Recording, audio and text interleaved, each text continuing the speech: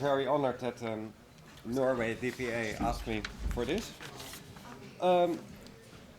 The Data Protection of Norway just released this report in English, The Great Data Race, and it questions how commercial use of personal data challenges privacy, and it is very detailed analysis of behavioral targeting, real-time bidding, etc. I highly recommend reading this report. My role is limited. I'm only the chair. And I'll start with my most important job, namely introducing the panel members and the moderator. Fully at the right there, for you at the right, is yes. Marlies Charlotte Roques Bonnet of Microsoft currently. She used to be an academic working on digital rights and data protection laws. It's impossible to hear anything back then, sorry. It's open here and there are people moving. Yeah, okay. We take a brief pause. Yeah. Everybody has to settle down, maybe, where you take it. What's that?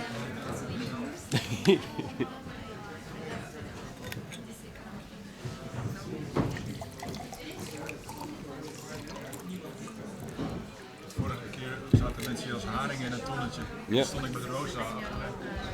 Dat is echt niet te doen. Nee, hoor. Het is wel leuk dat we tenminste genoeg mensen hebben.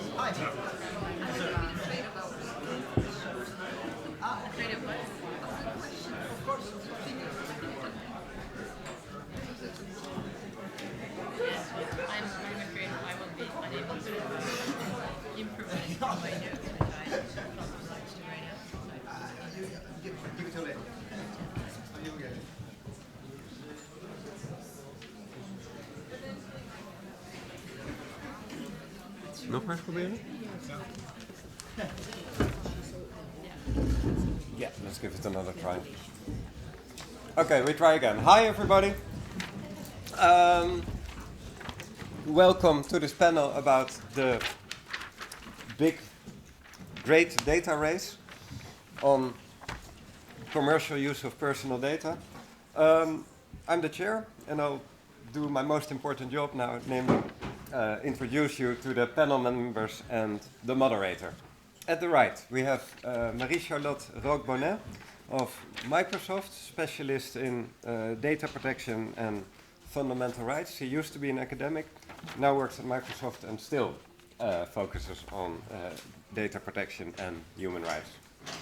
Then we have Townsend Feehan, the CAO of the Interactive Advertising Bureau, or the IAB, so very knowledgeable on modern marketing. And before that she's also worked at Microsoft, and she's over 20 years of experience in corporate and legal affairs. Then, from the right, the third person, Monique Goyens of the European Consumer Organization, BEUC. BEUC, right? I'm always confused about it. Working on consumer rights since '82, and the past couple of years, BEUC and she have been very busy on following the general data protection regulation discussions, but that is a bit more quiet now on that front. Then here, Bjørn Erik Thon of the Data Protection Authority in Norway, so who wrote and released this report and organized this panel together with Katharina of the Data Protection Authority of Norway. He has a long history also in politics, and also, I'm very impressed by that, as a writer of non-academic texts. For instance, 3 crime novels. I'm very impressed by that fact. And then lastly, the moderator, my friend Rob van Eijk, who has 2 roles, PhD candidate at the University of Leiden. I can't wait to read his final thesis on behavioral targeting, but more from a computer science angle, like mapping what exactly happens and on what scale. And he also works as one of the main technology people at the Dutch Data Protection Authority, and has been and is still deeply involved for the Article 29 Working Party in the discussions about the Do Not Track standard that that you might have heard about. And I'll give the floor to Rob now. Thank you. Thank you, Frederik. Well, you introduced yourself very, very briefly, so I'll add a little bit to that. Frederik is a researcher at the Amsterdam University, the Institute for Information Law, and his research interests include privacy, profiling, discrimination, and price discrimination. And in 2014 he published his book about behavioral targeting, so it's no wonder he is chairing this session. To kick off, we will first briefly look at 5 to 10 minutes max, and I'll be firm on the time because it's ticking away, about the viewpoints of the various panelists. First we will start with Bjørn, Erik, Thon, then Townsend, then Marie-Charlotte, and finally Monique Goyens. After that, we'll kick off the floor with a discussion where we'll touch upon the different viewpoints of the panelists. Is this one working now? Sorry, the back doesn't hear you very well. Oh. Okay. You should better stay there. Yes. I'll project my voice to the back. But it's not working, what I heard. It is. It's not for the room. It's not for the room. Okay. It's not for the room, for the video. So, This is not for the room. Here you go. Just. test. So what we'll do is we'll kick off these presentations, and then we'll get into rounds of discussions. If there's end at this discussion, we'll also open the floor for questions, but that we cannot commit on at the moment because the time is ticking away already. So first give the floor to Bjørn, Erik, and then we'll have the next one. Go ahead. Yeah, take our clothes off. Thank you. Can I just say something? My organization is really advocating for high standards, also when it comes to air pollution and indoor air pollution. So I think it would be really better to have some ventilation here, because otherwise our brains are going to die slowly but surely. Maybe we should try opening the windows, actually. Yes, please. Okay. Are those on the key? Can I use the- Oh yeah. Voilà. Okay, so this is only for YouTube, because this is put on YouTube in a couple of weeks, so it doesn't help you to hear better. But first of all, welcome to this panel. It's really great to see so many here, and also thank you to my panelists. I have to stand in front of you, I'm sorry, but it's the only way. So thank you very much to all of you for coming.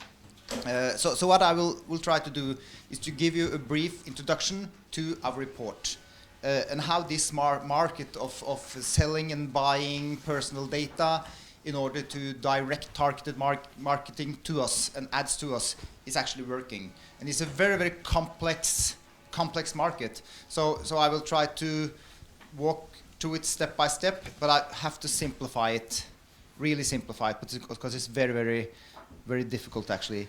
So I will try to describe the market. I will try to describe some of the data protection challenges. And I will also, if I have the time, present some highlights from a survey that we just presented in Norway, but maybe I should do that during the discussions. We will see. In an ideal world, well, the heading is not here, but I will tell you what. So the heading here is in an ideal world. We should really be allowed to read a paper without having someone looking over our shoulder. And we should also be able to choose what personal data was collected and for what purposes it was used. But we do, of course, know that it's not like this today. You hear the bells. And I will just briefly and very, very fast walk you through the different technologies of tracking individuals.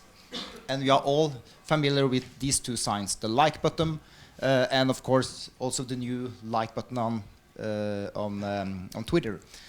So we use cookies, IP addresses, web beacons, the device fingerprinting, and a lot of other techniques to actually track us. And of course, always logged in. That's the heading of this one, always logged in. Because today, login is the new cookie. So almost all day, in a lot of circumstances, without even knowing, we are logged in on one or another service. If we check our Gmail in the morning, as a lot of us do, we are logged in on Google the whole day, and they are tracking our activities to a much larger extent than if we are not logged in. And there's a lot of nudging going on now, or mild force, or whatever we should call it, in order to try to push us into logged-in solutions. In Norway, at least, you can't get hold of the really juicy stuff in newspapers without being logged in.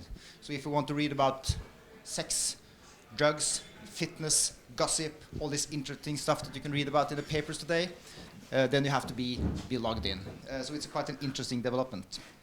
And all these big companies, they have their own logged-in solutions, and they all want to be logged in. We also checked the number of cookies on different papers, and you can see the numbers here. I will not walk you through it, but it's a lot. And all this ends up, of course, in a profile.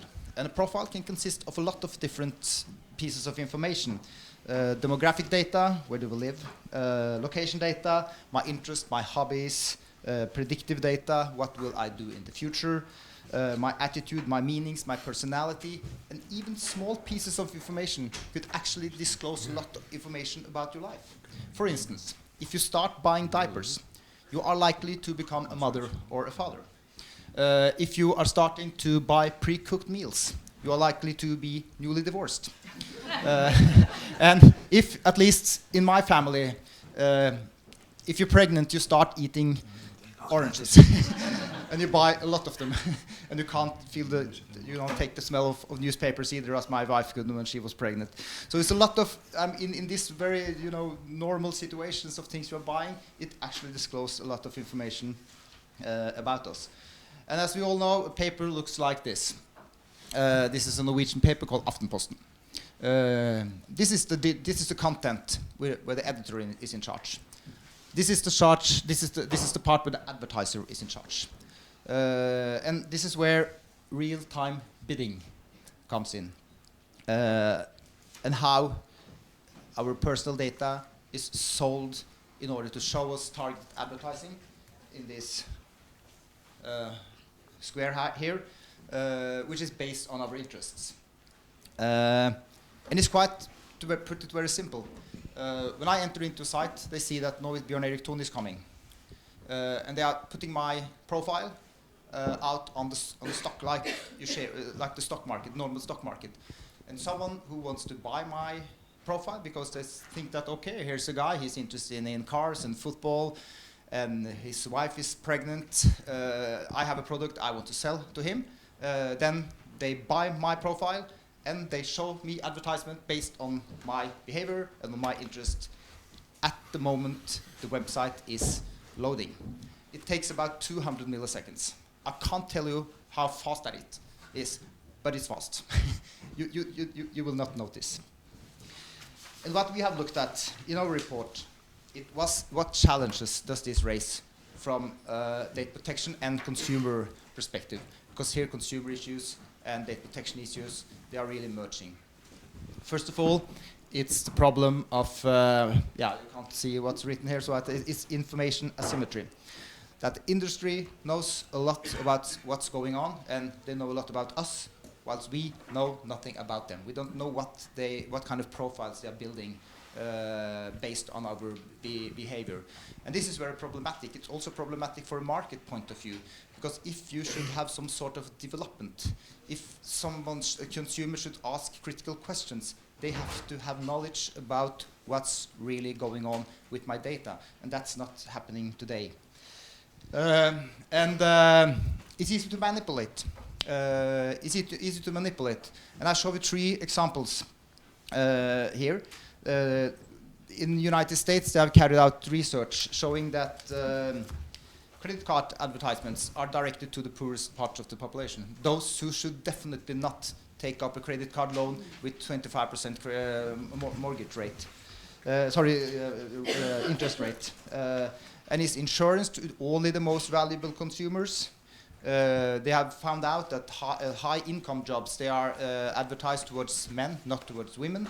And the last, and which I really like, that example, it's not on the screen here, that those using a Mac, they get higher prices, displayed higher prices on the travel sites than PC users. Can you imagine? So put away your Mac. And it's also a danger of discrimination, of course. I mean, how anonymous is actually anonymous data? What can they reveal about the identity? And if you put together two single pieces of information of a very, very innocent nature, Scheid, which is my football club, and Maine Coon, which is a cat breed that I have in my house. I have a wife and kids. I don't live with my parents, even though it looks not so on the example.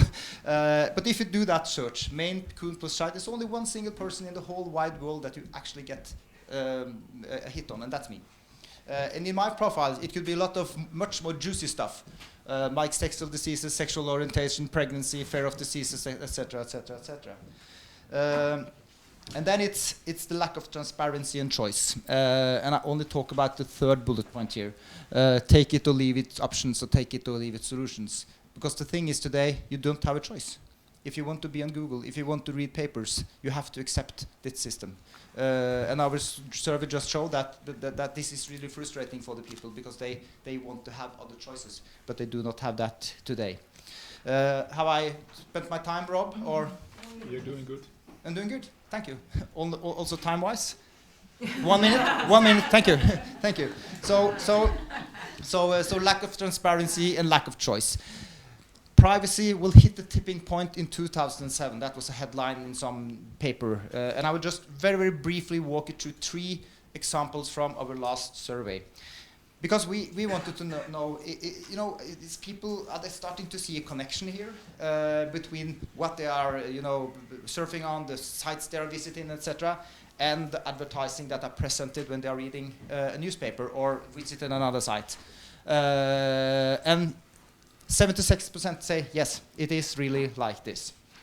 And we also asked, if you could choose, what would you prefer? Targeted or random ads? And this really opened my eyes. Before I became a data protection commissioner, I was a consumer ombudsman in Norway for 10 years. And even from the first day, the advertising industry started to tell me, Bjørn Erik, people, the consumers, they really want targeted advertising. They want relevant advertising. I mean, we should not make too much out of these numbers, but it's a very, very clear signal that at least the Norwegian population don't like that. And my last slide is when we asked people whether they, I have to read. I found it uncomfortable that online agencies collect and analyze my personal data and share it with other companies to provide me with targeted advertisements. And we see here also that the vast majority are saying that they strongly or somewhat agree with that question. So I think I'll stop there. We have tried, as I mentioned, to describe a market, to pinpoint some challenges. We have also suggested a lot of solutions, but I have to be very clear and say that we do not have the solution. Maybe it's not the solution, maybe it doesn't exist. And this is not, I mean, we are not fighting a war against the use of personal data as such. You can use a lot of the personal data to a lot of good things, and we get a lot of wonderful services based on that. But where is the tipping point? That's the thing that we should starting to discuss. I think it's also very interesting to see how the new data protection regulation actually fit in here, and there's a lot of elbow room legally speaking, I think, in the new regulation. Now Bob is almost kicking me at my leg, so thank you for your attention.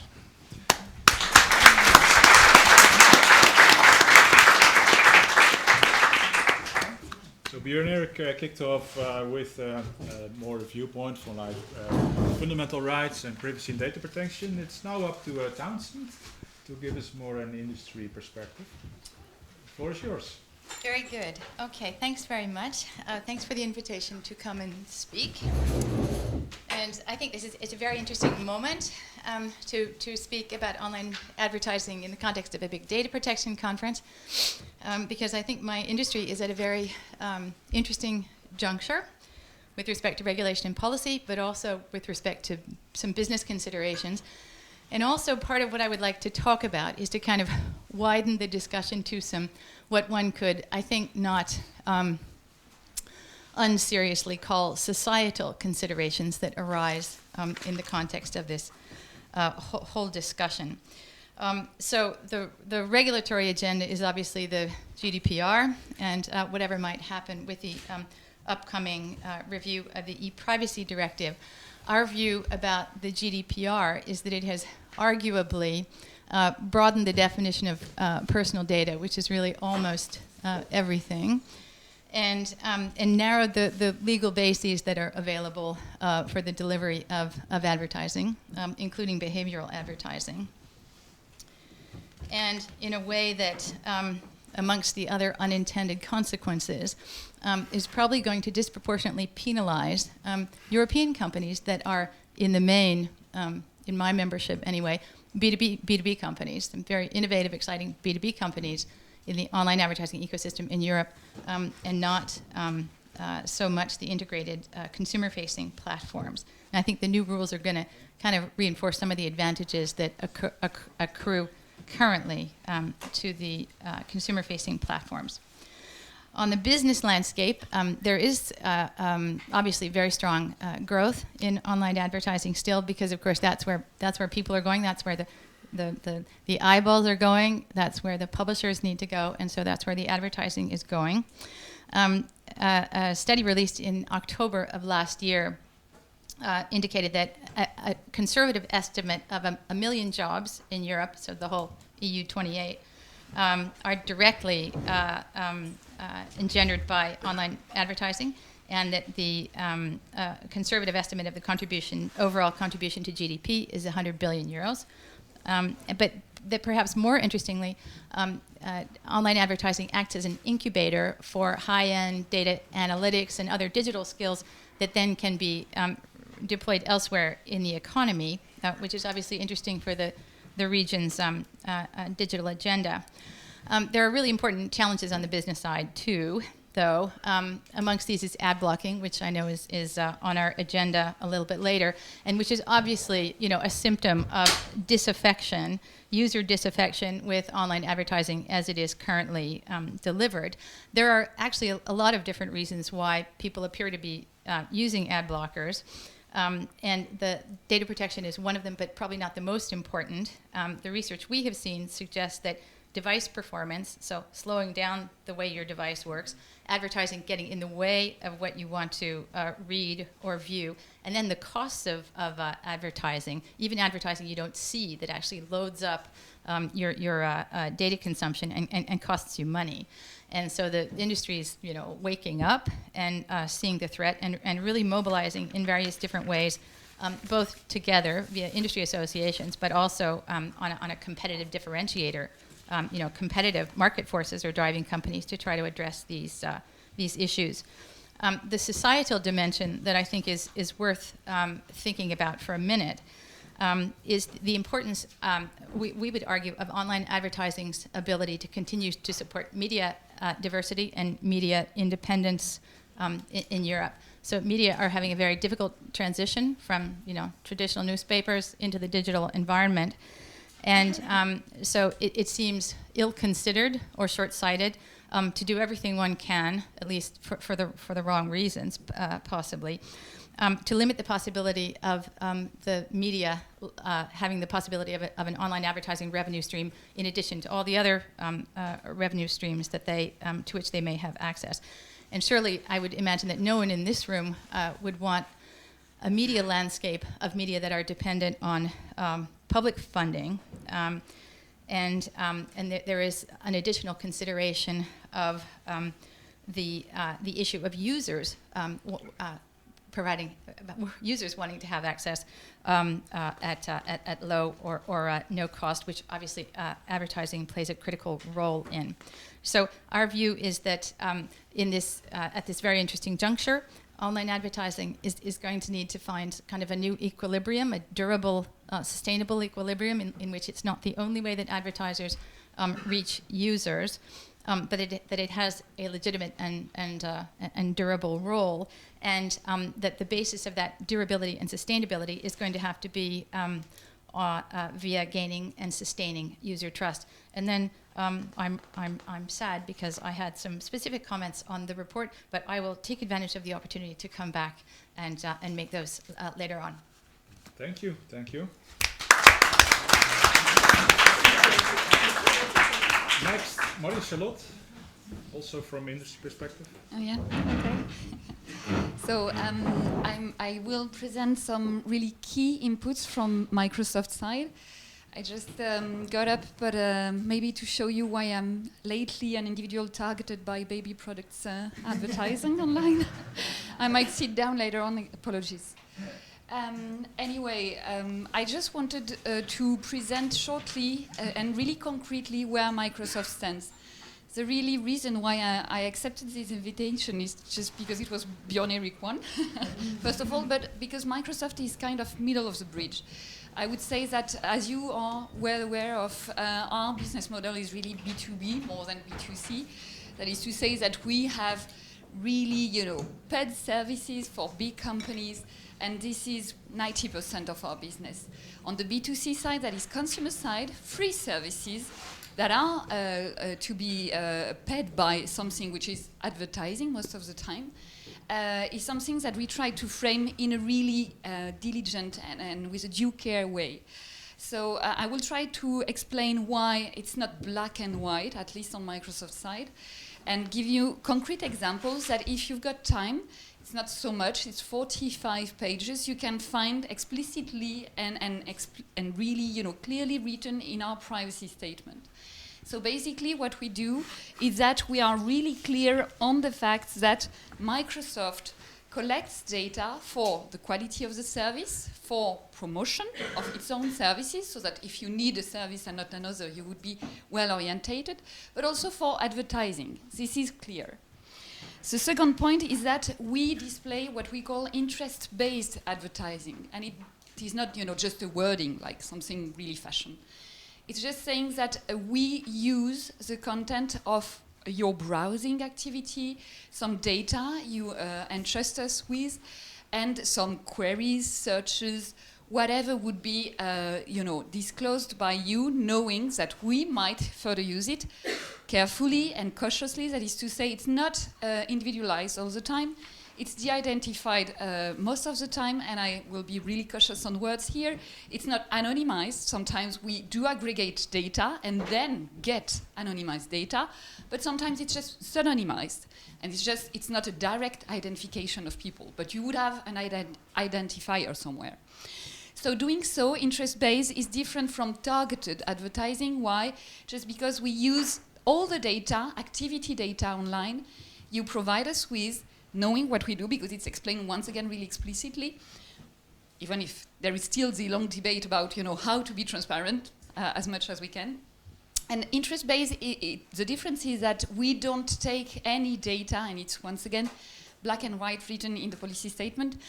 We don't take any kind of data from your content. So not from your chat, not from your Skype video, not from any kind of content that would be a personal communication. Just for the record, we are now facing a Court of Appeal decision that should be rendered before the end of May against US government, because we don't want it, even with a warrant, to access private communication, that is to say the one of an email, stored in Ireland. This is, storage debate, but in the end, it's just accessing private communication. So we're kind of having this approach of what is your private communication? Is your private communication? What is metadata and logging data is a different story. So another point we are really clear about is that we have partnerships with some, people dropping some beacons on our websites, and we do drop some beacons on other websites. the use of those is really tightly framed because we are a member of the Network Advertising Initiative and we adhere to a code of conduct which is kind of really transparent. I will tell you about some things we don't do because maybe it worth reminding. So what we don't do is displaying interest-based advertising, so based on metadata, if I've got to make a long story short, to people being less than 13 years old. When we do that, we store data maximum 13 months. We don't use data that will be related to health data. Exception here in US, some benign illness or stuff like this could be further used because it's US, but not in other countries. We also have a really strong policy about advertising ID. So what is really interesting is that, and I'm sure some questions will pop up on Windows 10, we have in the Express settings advertising that is on if you select Express settings. If you select customized setting, you can turn it whenever you want off, and advertising ID will not then be used anymore by third parties such as developers or ad networks. If you turn it off, you will have, if turning it back on, a new advertising ID. So this is well explained also. I would like finally to share 2 points and then a short video as a conclusion, because I said I was having 5 minutes only, so I would not expand. Another point is just saying that telemetry, for those of you delving into those issues, is really a key debate. So now we are going to have some inquiries. Some inquiries are going on from DPAs, and it's totally fair. And by the way, it helped Microsoft have a better service and a less intrusive service because of, on the side of security, security of data, confidentiality, integrity, availability, you would have some parts of Microsoft team saying, oh, we need to collect everything and we need to do every kind of technical and organizational measures to ensure security of data. But sometimes at the risk of privacy security or privacy and trust. So because of this debate, which is a big internal debate, let's face it, it's really interesting to have Working Party 29 and national DPA's feedback, because good questions put in a really precise and specific way can help us just reschedule, restructure the services, which is kind of what happened with the telemetry data. You might have heard that we collect data on the B2C side with 3 levels, which would be full, enhanced, and basic. And in the B2B side, we add a really security level, which means that to ensure the security of your device, because we are not all IT geeks, knowing how to do that on our own, then Microsoft would do it on your behalf. But if you think you can handle and you want to handle, and this is the risk you choose to take, then you need to have those 3 levels fully available. And so we restored that in the B2B at the maximum level, so you can have nothing that will be sent to Microsoft, or B2C side at a really basic level. Which is like fighting malware, sorry. And also... I'm sorry? No, it was the film. Oh, okay. Yeah, I'm over. Last point on Cortana. What I wanted to precise before so it's a short extract, 30 seconds extract from Anne Cavoukian, and this would be my conclusion. If I were saying that, you would not pay attention, so I think it was better for her to say that. But anyway, my point is saying that we don't have, basically all the single response to all individual requests regarding privacy. But let's remind that on the take it or leave it option you referred to in the beginning, we've got Windows 10 and we've got, this opt-in to Cortana or not. This opt-in to Windows Hello or not. This advertising ID you can turn off whenever you want. So I wouldn't say that granularity is sufficient, but it's a good beginning. And I will let Anne Cavoukian conclude. And also, last year's Privacy Commissioners Conference in Mauritius, I love the way they phrased it. They said, privacy by design should be the key selling point of innovative technologies. And I love that because it shows that you should use privacy by design embedded in your systems as a competitive technology. And also, last year's privacy... I think this time this is not our fault.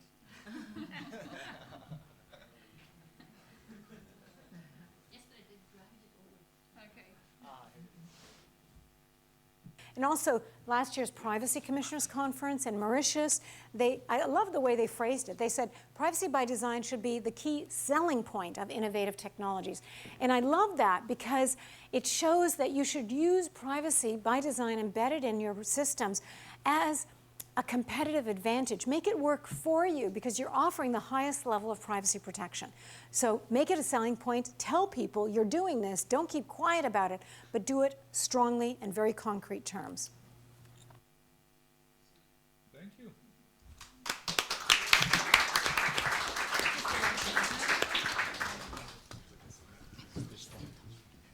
Okay, then we give the floor to Monique.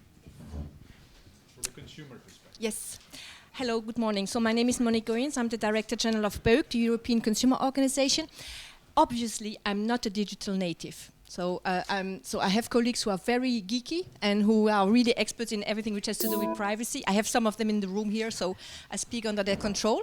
But I am, in fact, representing the average well-educated consumer who struggles with trying to understand the privacy issue. So maybe I'm just a good example of how difficult it is for people, the normal people, to cope with the protection of their data. We very much welcome the report by the Norwegian authority. We find it very inspiring, and we will certainly follow it up.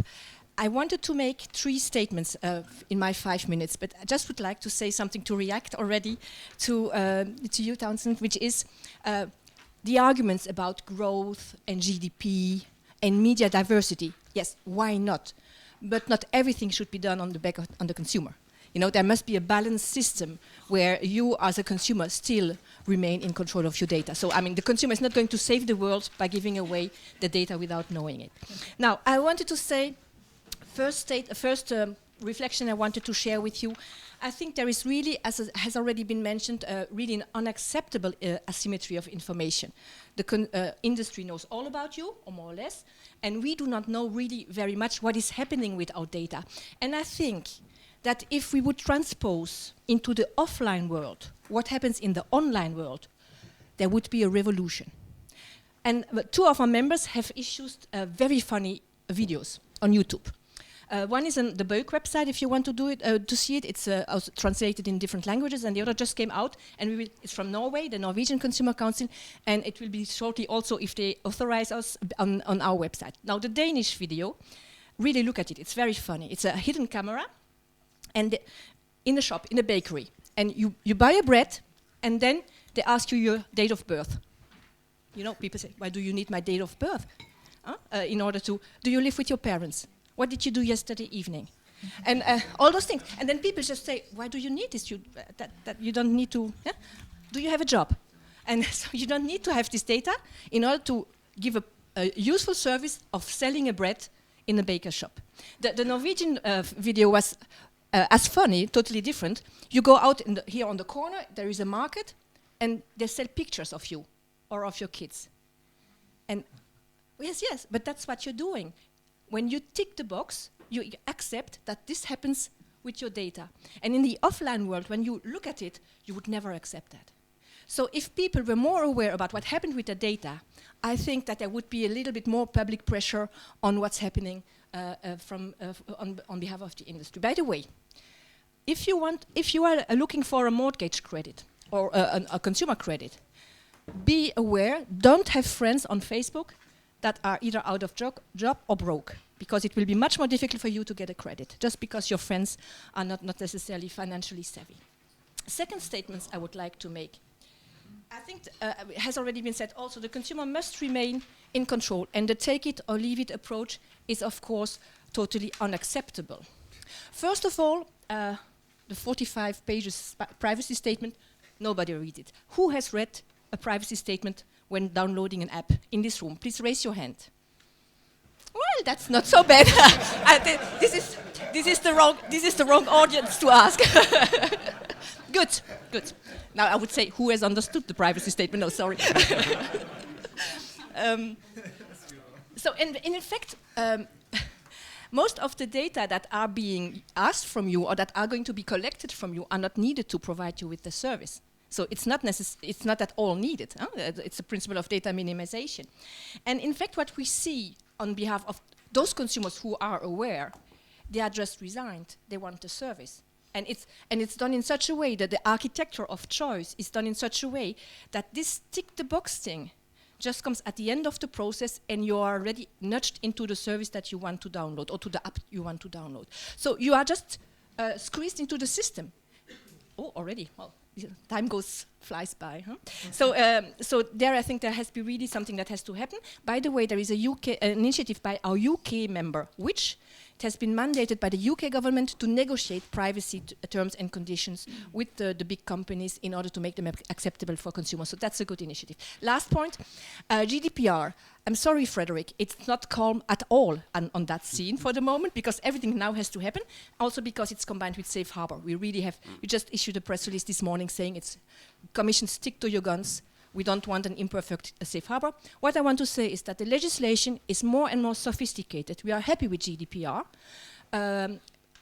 Now the key is with enforcement, because there is no way in having anything sophisticated on paper if in real life consumers cannot really get their right protected. And it's so complicated to get your right protected. So DPAs, we are going to turn to you in order to make become this, let's say, abstract rights a reality. So that's for sure. And also I believe that the regulatory approach is not necessarily the only one to make this happen, these changes happen. Privacy by design is certainly something that we would push very much, as well as privacy by default. So the main principal point I would like to make is that there have been changes towards of attitude by people towards privacy. But don't forget that privacy is about freedom and self-determination, and we should just not give it away too easily. Thank you.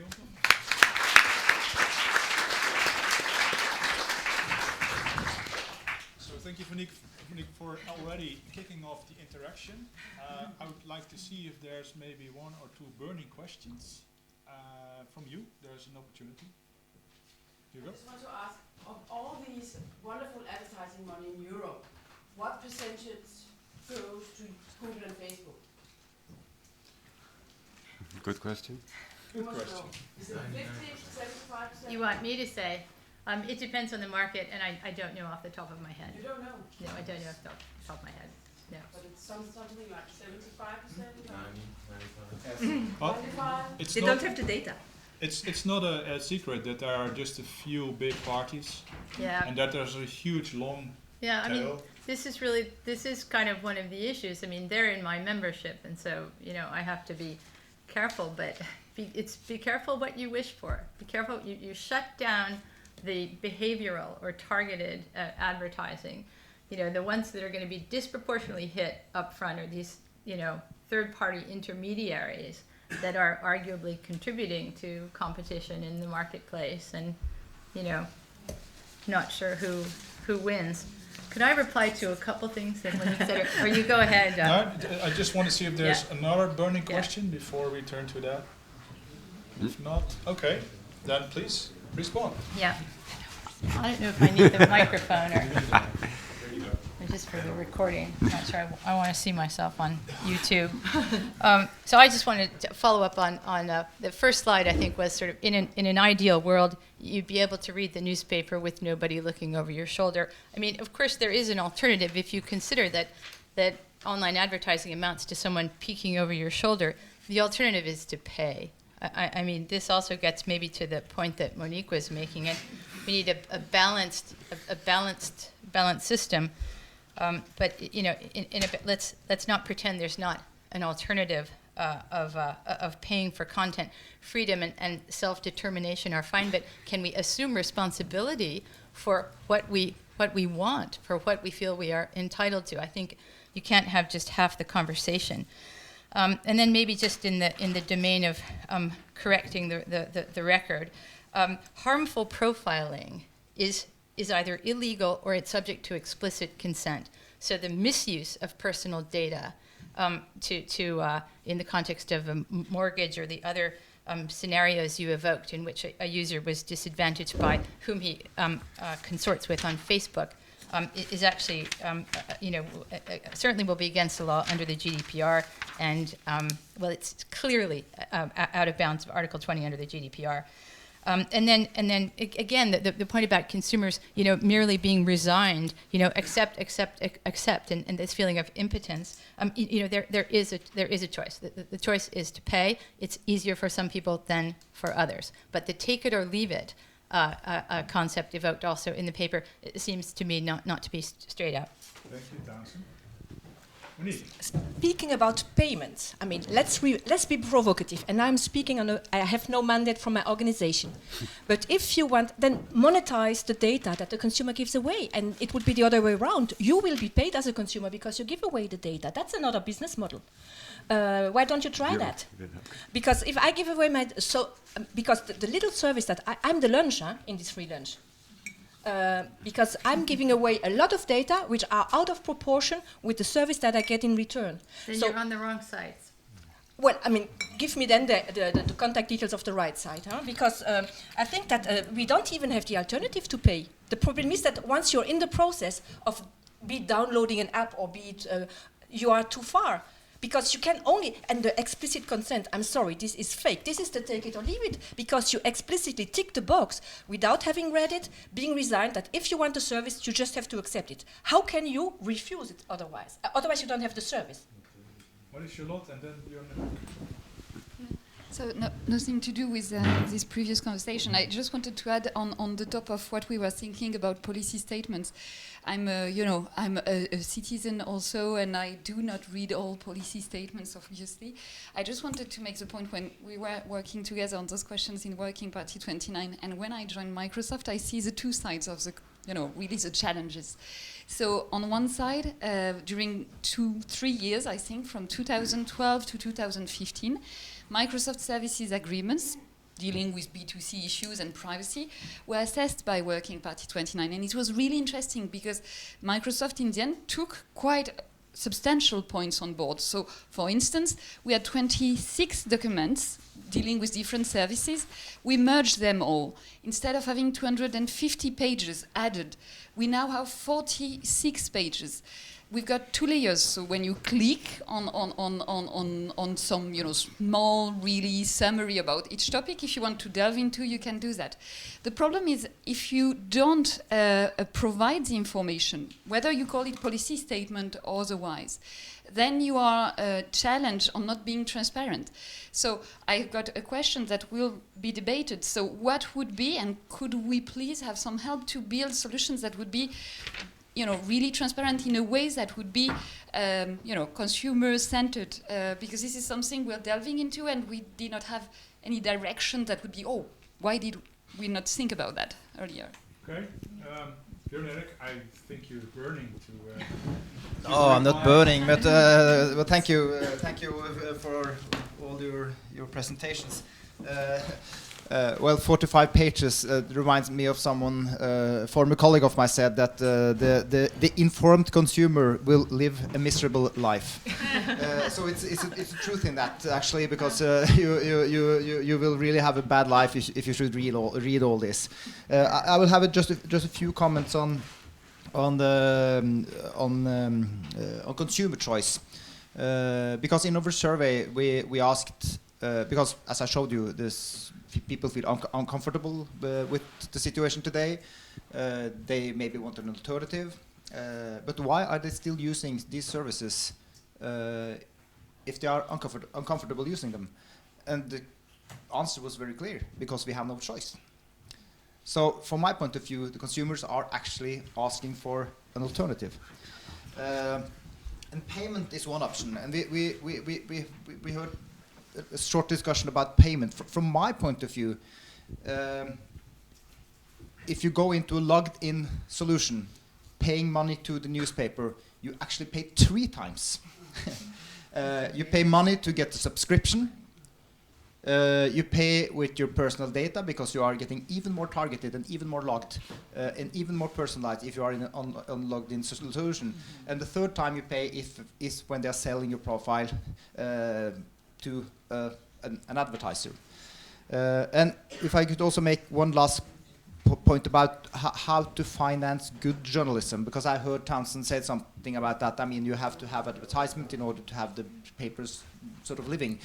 And that's quite a good argument, I believe. But I could never in the world imagine that we will not have advertisements in the paper in 20 years. I think it will be still advertisements in the papers that will finance the papers so that they can make their good journalism. But our point is, when is the tipping point? When are we at the tipping point?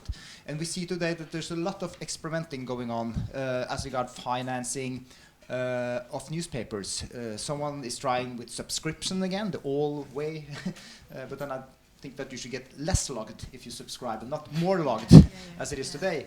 And we see contextual advertising, we see behavioral advertising. So there's a lot of ways that they are trying to experiment. But I can't really imagine a situation where advertising will not be an important part of financing newspapers. And I would not argue against it either, as it is today. So yeah, that was my points. Thank you.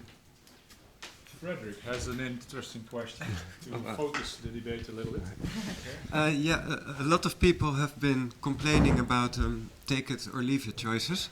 And current data protection law says consent must be freely given. So data protection authorities have some room for maneuver for saying, well, in this case, consent was not free.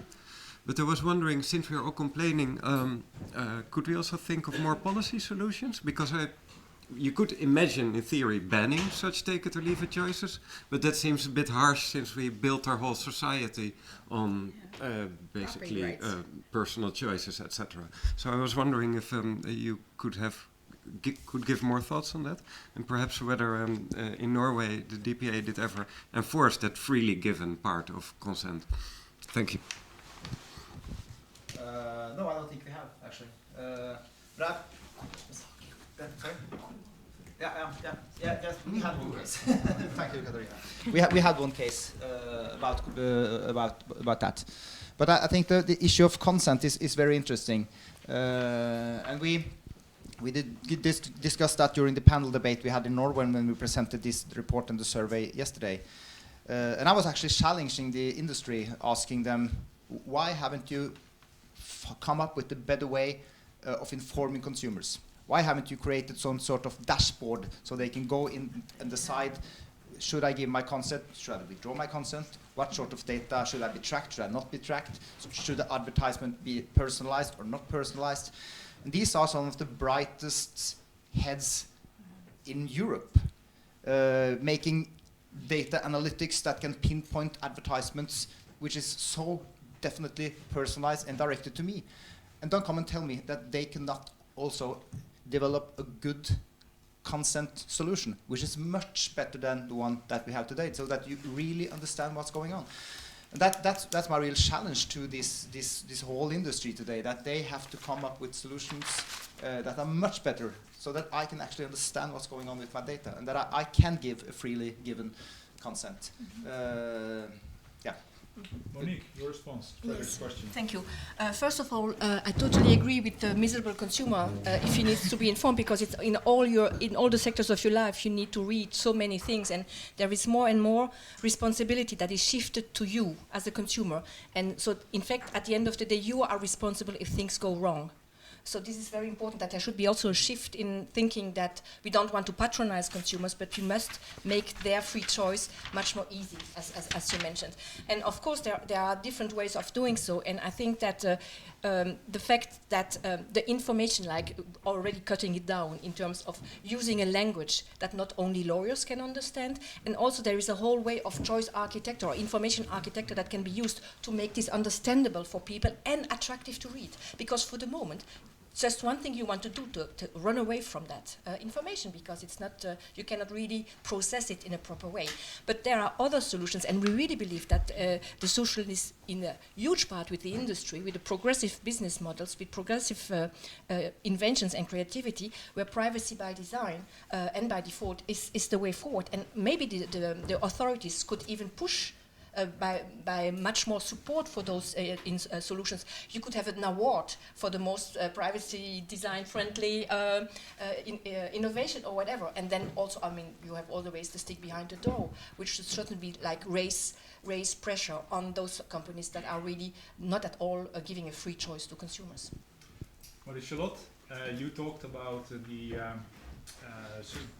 yeah, we'll come to you We in can't 1 second. finish Because the you already, current question. Okay. I am Okay, all right. pointing it a little bit more because she already gave her view on terms and conditions. But how does the Microsoft terms and conditions deal with the real-time aspect of choice? And now that Bjørn, Erik, and Erik already all addressed the fact that the advertising model is becoming real-time as well. So maybe I would like to specify a question. What do you mean by real-time aspect? Well, at the moment it's either you log in or there's another moment in time when you maybe subscribe or you are about to buy something. But then again, the apps, they fly around on your screen all the time. So there are other moments in time to inform users and gain consent. And that's the static model of the Microsoft Service Agreement is like we've already forgotten that we've consented before. So on this side, I would say that we had this discussion. At least I did not have at the time because I joined later. But the discussion with Working Party 29 was on authenticated users and non-authenticated users. So basically, one of the requests was to make it visible when you're, for instance, logged in our services with a Microsoft account that could be linked to several devices. So you've got your name and picture now appearing on the top right corner of your screen.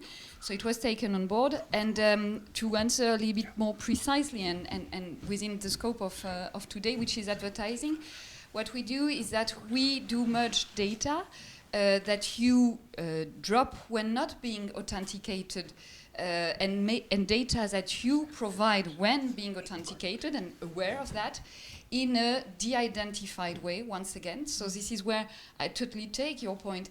There are 3 levels of business on those data. The one in which you would pay or not, the one in which we would collect data and use it, and the one in which, and this is quite substantial on Microsoft's side, we most of all further process data in a, and I speak carefully, aggregated, so as Working Party 29 makes it, anonymized way, or most of the time pseudonymized way, creating profiles that we would, provide to third parties, saying there are those kind of profiles between this age and this age with this kind of interests that would click more on this button than this other. But in such, an approach, it's kind of, mitigating risks. If I may just, for just a record, I think it's really interesting what we are discussing. I really appreciate the fact that it's not a black and white and manicuous approach.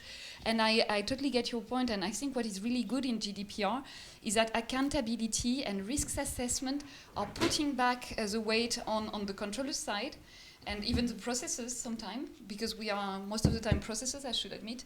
And I think it's really tipping a better balance. So on our side, and I think I can speak on behalf of Microsoft here, I think what is really challenging is in a 2 years' time, without all the templates and guidance necessary, obviously, trying to find a way so that at least we would be accountable in assessing risks and what would be reasonable expectations of people. Because this is really what is not easy when you've got innovative services. For instance, for Cortana, knowing what you would deem as being normal and what was not normal, is kind of difficult. Sorry. Townsend, a quick response from you, and then we have time to take maybe 2 or 3 quick questions from the audience. Yes, so I just wanted to say very, very briefly. Again, I think take it or leave it is a misconstruction. I think there have been huge investment by companies to make user-friendly, easily assimilable, clearly presented. Companies have spent fortunes on making this the consent process and helping people understand, the privacy dashboards, helping people understand what their options are. Consent certainly can be better informed, and that's what something that we need to keep working on. But then even I would go back to the point that I don't see why consent needs to be the only option for data processing for online advertising, which seems to be one of the points that comes out of the report. Is it really necessary? And if one better okay, yeah. Thank you. I see a very burning question in the back, and then we take 2 more from the front. My name is Feehan. I'm in the Norwegian Consumer Council. We will publish a report on apps tracking in a few weeks, and I completely share the views of the Bay representative, Dr. Tuxedo here, that the key is not about consent. And we need to turn the debate around. Because what we see is that with only 20 apps, they send information to about 600 companies. Those companies are not disclosed anywhere in any privacy policy. So if a consumer wants to find out what's happening with my information, they have no clue on how to do it. So the industry, that's where we need to start. You need to make much better solutions on how people can access their data, how can they delete their data. The website, Your Online Choices, is not a good service. It does not stop tracking. It only opts out from behavioral advertising, not tracking. The same with the Facebook opt-out model, not tracking. It doesn't stop that. So that's the discussion we need to have, not about the consent and consumers being more aware. I mean, that will come if there's more transparency and from the industry side, and I think that's where we should really start. Who wants to have a quick response? Ik ga eerst een paar nemen. No? En dan Okay, we'll take 2 more questions and then responses from you. I have one here in the front. Yes, sir. So I think Monique asked a question. Have you read the consent notice? I think the question you should have asked is, are you able to read it in 1 second? Okay, this is the real question. Okay, and so I come back to the consent. Shouldn't have a notion like a consent license? I'm not a lawyer. In open source, when we say LGPL license, we know right away what it is, and we say yes or no. And consent, we need to be aware. So we need the notion of a license. Okay, something we know. Okay, this is consent A, so I know what it is. I say yes. B, no. I don't know. Thank you. You, sir.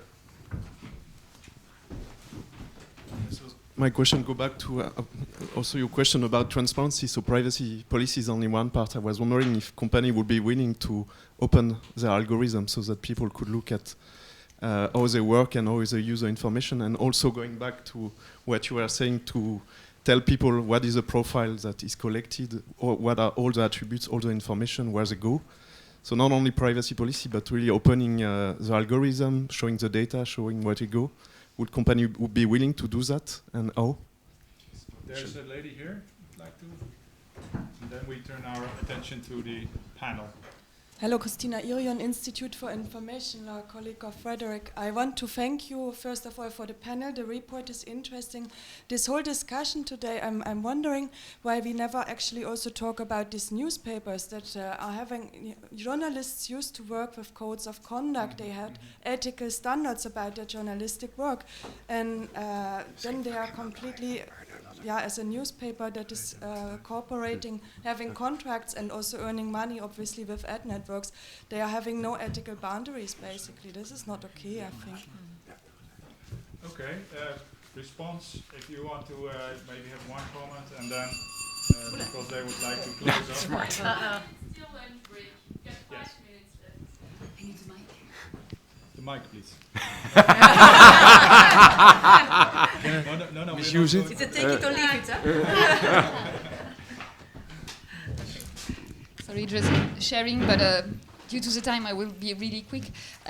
So on the transparency, totally, and really, once again, it's not naive comment. We've got our share responsibility as an industry. There is also a share of responsibility for regulators, consumers association, and everybody tries to do the best they can. Maybe if I can, I was in academics, then in regulators at CNIL 5 years, and then in a company. What I find really absolutely amazing is that discussion is so scarce. We never speak on the ground what would be feasible regarding not only business model, but technically. So to answer your point, this is a big conversation we've got internally.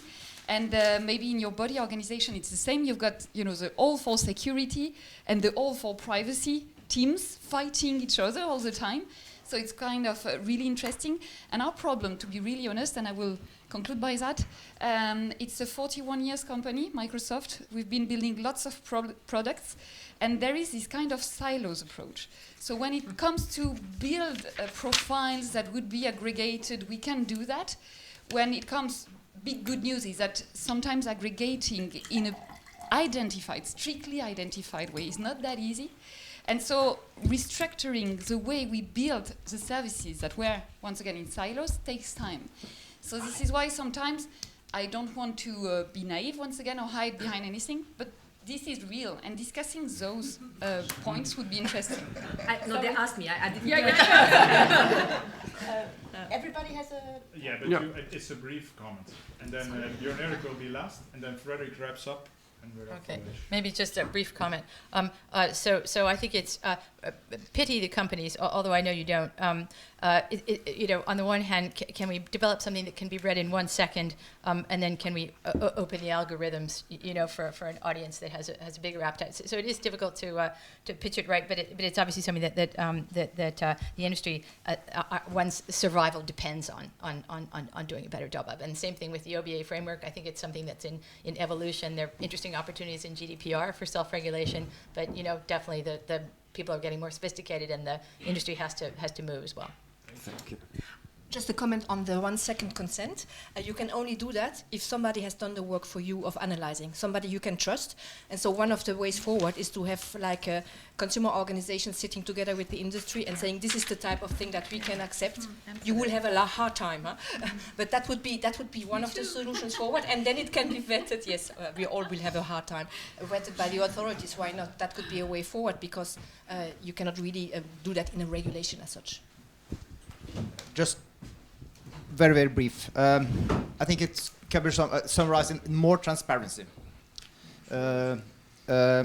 more consumer choice, and you have to get rid of the take it or leave it options. And I must say that I'm really looking forward to April or March or whatever 2018, when the new regulation enters into force. But there's a lot of new tools there that we are really looking forward to explore. The right to object to profiling, more transparency, data portability, not to mention the right to be forgotten. So there's a lot of wonderful things that we are really looking forward to start working with. Thank you all for coming. Thank you, everybody.